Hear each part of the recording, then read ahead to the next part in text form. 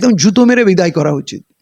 এই নোংরা মহিলাটাকে, এই রাজ্যটাকে ধ্বংস করেছেন হিন্দু মুসলমান, উনিই শিখিয়েছেন মানুষকে। পরিযায়ী রাজনীতিবিদ, পশ্চিমবাংলায় কাজ না পেয়ে প্রচুর যুবক, লক্ষ লক্ষ যুবক ভিন রাজ্যে কাজ খুঁজতে যায়। আজকে মমতা বন্দ্যোপাধ্যায় পশ্চিমবাংলায় মাটি খুঁজে পাচ্ছে না, তাই দিল্লিতে যাচ্ছে যদি কিছু বাজার গরম করা যায়। একসময় বাংলার মানুষকে, স্পেশালি মুসলমানদের, ওয়াকফ আইনের প্রসঙ্গে উনি বলেছিলেন, এখানে ওয়াকফ নিয়ে কথা হবে না, এখানে কোনো আন্দোলন হবে না, আন্দোলন করতে চাইলে দিল্লি চলে যাও। ভাগ্যের কি পরিহাস দেখুন, আজকে সেই মুখ্যমন্ত্রীকে দিল্লি ছুটতে হচ্ছে একটু অক্সিজেন পাওয়ার জন্য, আন্দোলন করার জন্য। কারণ বাংলায় উনি সাথী খুঁজে পাচ্ছেন না। ওনার 80টা এমএলএর মধ্যে শুনেছি 20-22টা ওনার সঙ্গে আছে, কিন্তু তারা কোথায় আছে তাও জানি না। কদিন আগে ধর্ণা মঞ্চে বসেছিলেন, সেখানে মনে হয় 4-5 জন ছিল, বাকি কেউই নেই। অতএব এই আকাল কাটানোর জন্যে উনি দিল্লিতে মাটি খুঁজছেন। এখন যদি রাহুল গান্ধী কিছু লোক দিয়ে দেয়, বা আরও যারা আছে, লালু প্রসাদ যাদবের ছেলে অখিলেশ, তারপরে ওদিকে তেজস্বী, ওদিকে আরও যারা আছে ইন্ডিয়া জোটের, মানে এখন না তৃণমূল সার্ভাইভ করতে পারছে না, ইন্ডিয়া জোটের নাম নিয়ে ওইখানে উনি লম্পজম্প করবেন। আসলে মিডিয়ায় না থাকলে ওনার তো পেটের ভাতও হজবে না, রাতের ঘুমও হবে না। অতএব এখানে ঠাঁই না পেয়ে এখন উনি দিল্লির আশ্রয় খুঁজছেন। একদম জুতো মেরে বিদায় করা উচিত। এই নোংরা মহিলাটাকে, এই রাজ্যটাকে ধ্বংস করেছেন হিন্দু মুসলমান, উনিই শিখিয়েছেন মানুষকে।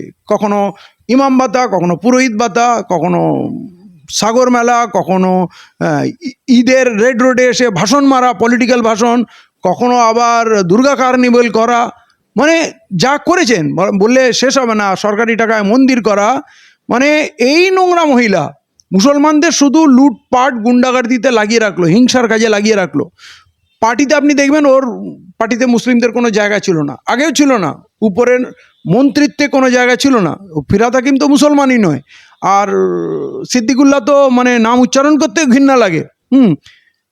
একটা লাইব্রেরিও করতে পারেনি, ও শুধু মন্ত্রী হওয়ার নেশাতে পুরো জাতিকে বিসর্জন দিয়েছে। এবং মুসলমানদের বিপদে কোনোদিন একটা কথা বলেনি, সবসময় মমতা বন্দ্যোপাধ্যায়কে ডিফেন্ড করে। যেমন কি আনিস খানের মার্ডার থেকে আরম্ভ করে যে কোনো কেসে মুসলমানদের বিপদে এদের খুঁজে পাওয়া যায়নি, এরা মমতার পাশে ছিল। তা আজকের দিনে মমতা বন্দ্যোপাধ্যায় নতুন করে যে কমিটিটা করেছে, তাতেও একজন মুসলিম নেই। অর্থাৎ চরম সাম্প্রদায়িক আরএসএসের দুর্গা। এবং গত ইলেকশনের আগে একটা বছর মুসলমানদের এই পরিমাণ অপমান করেছে, মানে বলে শেষ করা যাবে না। প্রথম তো সরকারি টাকায় মন্দির করা, এটা একটা অবৈধ কাজ, অসাংবিধানিক কাজ। তারপরে ধরুন মুসলমানদের ওই প্রসাদ খাইয়ে দেওয়া, তারপরে বলে দিল কোরআন শেষ হয়ে যাবে, আমার স্কিম শেষ হবে না, সঙ্গে বাইবেল গীতাও কথা বলেছে। তারপরে বলল এসপি আর ডিএমকে বলবো নজরদারি করো, মসজিদ থেকে যেন উস্কানিমূলক কথা না হয়। মানে বললে শেষ হবে না। মুসলমানদের প্রতি তার এত ঘৃণা, কখন বললো যে বেশি কথা বলবে না, দুটো কেস এমন দেবো, ঝুলিয়ে দেবো। হ্যাঁ, তো কি করেনি, মুসলমানদের এই পরিমাণ থ্রেট করেছে। থ্রেট করার পর আজকে হারার পরেও কিন্তু 80টা এমএলএ মুসলমানরা দিয়েছে ওকে।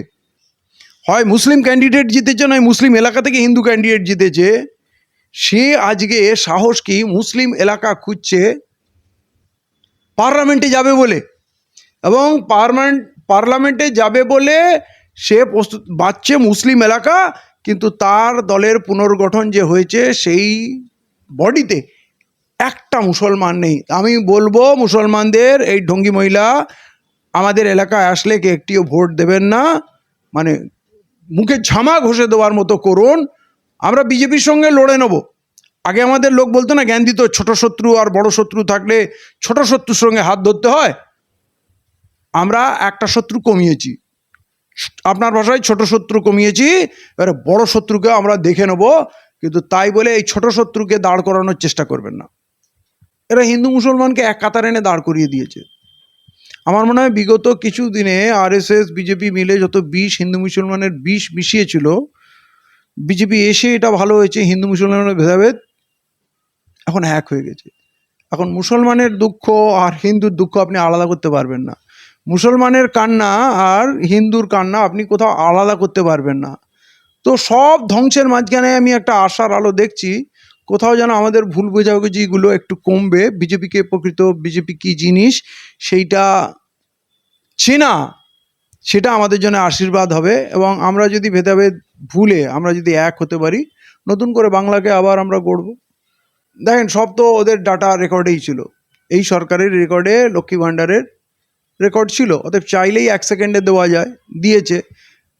যখন 12 পাতার ফর্ম রিলিজ করেছে না লোককে বোকা বানাবে বলে, তার এত প্রতিক্রিয়া হয়েছে, মানে মানুষরা, বিশেষ করে মহিলারা, মায়েরা, বোনেরা এই পরিমাণ আমি দেখেছি ফেসবুকে এসে গালাগালি করেছে।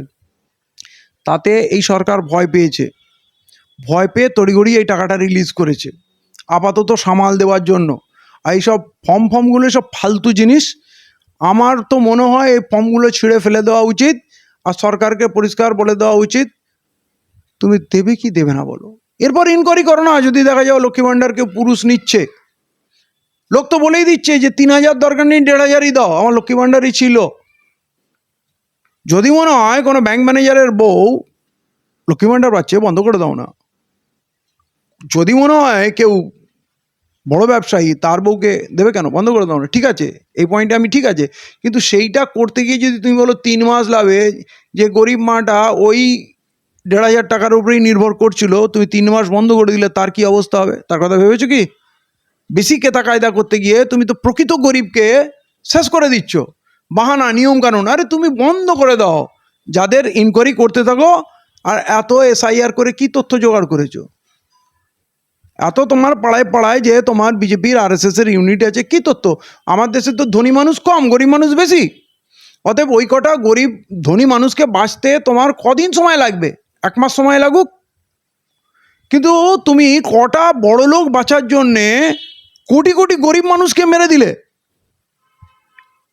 এইটা কি মানুষ ভালোভাবে নেবে? ভয় পেয়ে টাকা দিয়েছে মানুষ, এখন থেকে পরিষ্কার বলে দিচ্ছে যে আবার ভোট হোক, এদের আমরা বিদায় করব। অতএব বিজেপি থাকবে না, এইটা আপনি ধরে রাখতে পারেন। সরি, দুঃখিত, ক্ষমা চেয়ে নিচ্ছি। আমরা গরুকে পশু বলেছি। গরুকে আপনি যদি বলেন মা, আমরা ক্ষমা চেয়ে নিচ্ছি। গরুকে যদি বলেন আপনি ভগবান, আমরা সেটাও মেনে নিচ্ছি। কিন্তু দয়া করে গো হত্যাটা তো বন্ধ করুন। আমাদের বলার যেটা মূল উদ্দেশ্য ছিল, গো হত্যা বন্ধ করুন। আপনি গরুকে মাতা বলুন, ভগবান বলুন, কোনো কিছুতে আমার আপত্তি নেই, কিন্তু সেইটা বন্ধ করছেন না কেন? উনি বললেন গো আমারা মাতা है, জন্ম জন্মান্তর কা নাতা है। তো যেই জন্ম জন্মান্তরের নাতা আছে, তার ইউপিতে সব থেকে বেশি গোমাতাকে হত্যা করে বিদেশে এক্সপোর্ট করছো কেন? তার কমিশন, তার চাঁদা কেন খাচ্ছ? তার মানে কি হয়? মুসলমানরা তো খাওয়া বন্ধ করে দিল। তুমি যাকে বলে না বালকে খাল নিকাল না, তুমি শব্দর মারপ্যাচ দেখাচ্ছ। গরুকে পশু কেন বলেছে, মাতা বলতে হবে, চলো মাতাও বলে নিলাম, ভগবানও মেনে নিলাম, তোমার ভগবান আমার না, ঠিক আছে, মেনে নিলাম, খাবো না। কিন্তু তুমি তো গোহত্যা বন্ধ করো। গোহত্যা বন্ধের মূল প্রতিবন্ধক হচ্ছে এই বিজেপি সরকার। এরাই এক্সপোর্ট করায়, আর এরাই কমিশন খায়, প্রফিট খায়। হয়তো দেখবেন কোম্পানিগুলোও সব বিজেপির নেতার, ঠিক আছে না? তাহলে এই যে হিন্দু মুসলমান করে রেখেছে, আমরা তো সেইটা ছাড়তে চাই। আমরা, গরু তো আমাদের খাদ্য, আমরা ভগবানও বলি না, মা বলি না, আমার বাড়িতে মা আছে, ঠিক আছে। আর মায়ের মর্যাদা এইরকম ইসলামে শেখানো হয়েছে কি, মায়ের পায়ের নিচে জান্নাত। আপনি পৃথিবীতে যত ভালো কাজ করুন তার কোনো মূল্য নেই যদি মা আপনার খুশি না থাকে। অতএব মা কি জিনিস, মাকে কীভাবে রাখতে হয় আমরা জানি। এরা গরুকে মা বলে, নিজের মাকে বৃদ্ধাশ্রমে পাঠিয়ে দেয়, অনেকে তো ঘাড় ধাক্কা দিয়ে ঘর থেকে বার করে দেয়, বৃদ্ধাশ্রমেও রাখে না। আবার এই গরুকেই বলছে 14 বছর হয়ে গেলে আর মা ফা না, এটাকে কেটে বেঁচে গেল। মানে এটার কি মানে হয় বুঝি না। যোগী এর ব্যাখ্যা দিতে পারবে, কারণ যোগীর রাজ্যে তো সব থেকে বেশি গোমাতাকে হত্যা করে এক্সপোর্ট করা হচ্ছে। আমরা এই হিন্দু মুসলিম যে বিভেদ, এইটা মেটানোর জন্যে আমাদের প্রিয় খাদ্য ত্যাগ করতে রাজি আছি, আমরা খাবো না। আপনারা আপনার গোমাতাকে তো রক্ষা করুন। সেই দাবি যদি আমরা তুলি, এখন আঁতে ঘা লাগছে যোগীজির, কারণ ভাবছে যদি গরু বিক্রি বন্ধ হয়ে যায়, যদি গোমাংস এক্সপোর্ট বন্ধ হয়ে যায়, তাহলে নোট কোথা থেকে আসবে? এই এদের অরিজিনাল গোমাতার প্রতি ভক্তি। ও তো থ্রেড ছাড়া আর কি বুঝছে, মানে ও ভয় পাচ্ছে।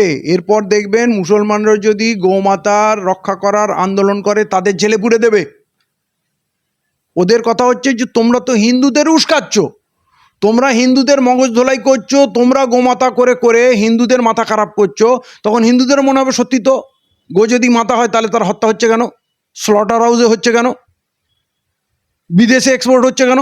মুসলমানরা এই কাজটা করে অ্যাকচুয়ালি হিন্দুদের জাগ্রত করছে। দেখো, আমরা যদি মুসলমান হয়ে গোমাতাকে রক্ষা করার জন্য লড়াই করতে পারি, তোমরা কেন করবে না?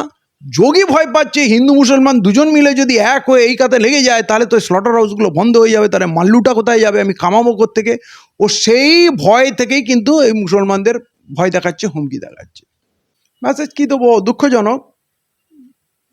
হিন্দুদের প্রাণপ্রিয় সরকার, তারা এসে হিন্দুদের জীবিকা কেড়ে নিচ্ছে। কিন্তু প্রকৃত বেদে গরু খাওয়ার প্রচুর উদাহরণ আছে এবং গরু ব্রাহ্মণদের প্রিয় খাদ্য ছিল। কোনো এক সময় গরুর সংখ্যা কমে যাওয়ার জন্যে, তার প্রোটেকশনের জন্যে গোহত্যা বন্ধ করা হয়েছিল। কিন্তু আজকে তো আমাদের দেশে প্রচুর গরু আছে এবং সত্যি কথা কি, গরু যদি না খাওয়া হয় তাহলে গো পালনই বন্ধ হয়ে যাবে। মানে তার দুধ, ছানা, মাখন, ঘি কিছুই পাওয়া যাবে না। কারণ শুধু গরুর দুধ বিক্রি করে গরুকে বাঁচিয়ে রাখা যাবে না। গরু ধরুন 7 বছর 8 বছর পর্যন্ত গরু দুধ দিল, দুধ দেওয়ার পর গরুটা তো মারা যাবে না। গরু ধরুন 12-13 বছর পর্যন্ত গরু বেঁচে আছে, তখন সেই গরুকে খাওয়াবে কে? সরকার কি তার জন্য আলাদা অন্নপূর্ণা অ্যাকাউন্ট খুলে দেবে কি? সেই গরুটাকে বিক্রি করা ছাড়া উপায় কি? আর আপনি যদি বিক্রি না করতে দেন, তাহলে যদি ওই খেতে খামারে ছেড়ে দেয়, প্রথম কথা তো কেউ গো পালনই করবে না। কারণ গো পালন করে গরুর যতক্ষণ দুধ পাওয়া যাচ্ছে ততক্ষণ গরুটা প্রফিটেবল, খরচা উঠে যায়। কিন্তু গরুর যখন দুধ দেওয়া বন্ধ করে দেবে, বাচ্চা দেওয়া বন্ধ করে দেবে, তখন কিন্তু আর গরু প্রফিটেবল না। তাহলে সেই গরুটাকে যদি বিক্রি করতে না পারে, কারণ গরু যদি খাওয়া না হয় তাহলে বিক্রি হবে না, তাহলে সেটা কোথায় যাবে? রাস্তায় ছেড়ে দেবে। তো তার থেকে তো মানুষ বলবে কি, আমার এত কাণ্ড করে গরুটা একটা ছিল কি, আমি দুধ বিক্রি করে 5-7 বছর প্রফিট করে আবার একটা চড়া দামে কোরবানির সময় বেচে দিতাম। একটা তার টার্গেট থাকতো। যখন আর কোনো লাভের আশায় নেই, তাহলে এরকম গরু পুষে ঝঞ্ঝট নেওয়ার কী দরকার? সব গরু পোষা বন্ধ করে দেবে। তখন আমরা দুধ কোথা থেকে পাবো, ছানা কোথা থেকে পাবো, মিষ্টি কোথা থেকে পাবো, দই কোথা থেকে পাবো, ঘোল কোথা থেকে পাবো, মাখন কোথা থেকে পাবো? কিছুই পাবো না। তো এর পিছনে যে কত লক্ষ মানুষ কাজে লেগে আছে, এইটা সরকার যদি বুঝতো। তারপরে চামড়ার এক্সপোর্ট, তার বৈদেশিক মুদ্রা, এগুলো কি ভেবেছে? অতএব হিন্দুদের জন্য ভয়ঙ্কর ক্ষতিকারক এই গরু ব্যবসায়ীদের সঙ্গে বাকি যারা কাজ কারবার করছে। আপনারা তো পরিষ্কার দেখছেন, এরা তো কিছু দেখছে না, হিন্দু মুসলিম কিছু দেখছে না। গরিব মানুষের এরা, এবার গরিব মানুষ তো রাস্তায় বসবে, গরিব মানুষ স্টেশনে বসবে, ফুটপাতে বসবে। আপনি যদি কোথাও বসতে দেবেন না, তাহলে গরিব মানুষ একটা দোকান কিনতে গিয়ে যদি 10 লাখ টাকা লাগে, গরিব মানুষ পুঁজি কোথায় পাবে? আর একটা ঝালমুড়ি বিক্রি করবি 10 লাখ টাকার দোকানে, একটা চায়ের দোকান করবে 10 লাখ টাকার দোকানে। বড় ব্যবসা করার জন্য লোক বড় পুঁজি চাই, এতটুকু চাইলেও দোকান নিতে পারবে না, এর পুঁজিটা কে দেবে? সরকার তাহলে এরকম স্টেশনের কাছাকাছি মার্কেট করুক, ছোট ছোট স্টল করুক, তাদের দিক কিছু একটা করুক। কিন্তু এখনো পর্যন্ত আমি গরিবদের জন্য কোনো পরিকল্পনা আছে বলে আমার মনে হয়নি। খুব দুঃখজনক, ভারতের জাতীয় পতাকার এই পরিমাণ অবমাননা হচ্ছে। বিশ্বে একসময় ভারতের একটা সমাদর ছিল, ভারতের সভ্যতাকে সম্মান জানানো হতো এবং সভ্য দেশ হিসাবে ভারতবর্ষকে গণ্য করা হতো। আসলে আমাদের দেশের সরকার, প্রধানমন্ত্রী বলুন আর যারাই বলুন, এই পরিমাণ নিকৃষ্ট কাজ করছে এবং দেশে সংখ্যালঘুদের উপরে, মহিলাদের উপরে, আদিবাসী মহিলাদের উপরে যে নির্মম হত্যাকাণ্ড হচ্ছে, পিটিয়ে মারা হচ্ছে, এই ভিডিওগুলো কিন্তু সোশ্যাল মিডিয়ার মাধ্যমে পুরো পৃথিবীতে পৌঁছাচ্ছে। যেমন মণিপুরে খ্রিস্টানদের চার্চ, গির্জা, মহিলাদের উলঙ্গ করে ঘোরানো অত্যাচার পৌঁছাচ্ছে, আদিবাসীদের হয়, মুসলিমদের উপরে হয়। তো বিদেশে এগুলো দেখে দেখে ভারতবর্ষের প্রতি ঘৃণা তৈরি হচ্ছে। সেই ঘৃণারই প্রতিফলন আজকে এই ভারতীয় ফ্ল্যাগকে ছেড়ে দেওয়া হচ্ছে। ভারতবর্ষের ট্যুরিজমে বিদেশিরা আর আসতে চাচ্ছে না, বলছে ওখানে গেলে নারীদের উত্ত্যক্ত করা হয়। কত তো গাড়িতে রেপ দেখেছি এখানে ওখানে, বিদেশি মহিলাদের দিল্লিতে, আগ্রাতে এরকম রেপ করা হয়েছে। এই যে অবস্থা না ভারতের নিজের আচরণ, এবং এইগুলোকে কন্ট্রোল করার কোনো চেষ্টা ভারত সরকারের নেই। উৎসাহ দিচ্ছে, রেপিস্টদের এনে সম্বর্ধনা দেওয়া হচ্ছে, হত্যাকারীকে সম্বর্ধনা দেওয়া হচ্ছে।